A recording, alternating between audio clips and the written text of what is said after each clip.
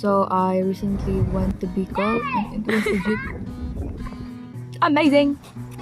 I had just finished drinking coffee at that time. What am I doing? Look at that view. Oh, parang gold. And here's me singing. Ugh. So this is another Santa Cruzan experience I had.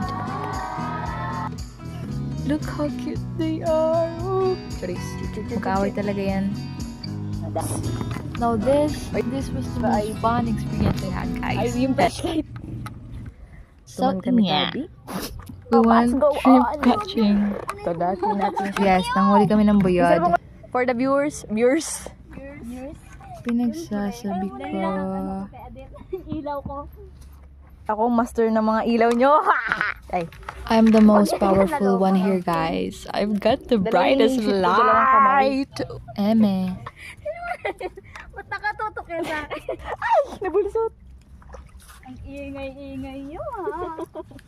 Ayun guys, sa buyod. Ay, nabuyod. Eh di ko na may ano. May pang So we came here to experience this again. Guys, kakamutin ko to para kay Janie. Ay na ito.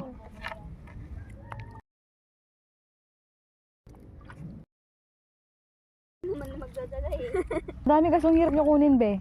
No, Janie, ito ko lang. I can catch any shrimp since I don't have the gear. So I'm just going to annoy my cousins instead. There. Kada mata may S. Ito, Janie, madakula. I can feel it.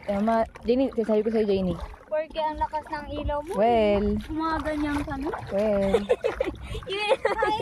Ayun o. Ayun o. Makita natin.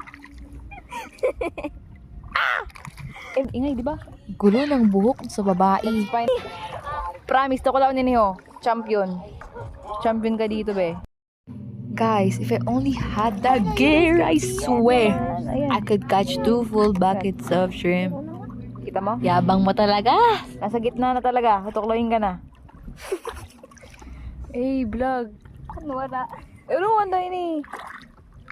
Yan, very good. Very smart. Very demure. Kita mo ang dalawa-dalawa ang kinokontrol ko. So, ayun nakita namin, puro lumot. Ano? Ay, hala. Susunod na ako, tapos ka maniling. Ito, Jenny!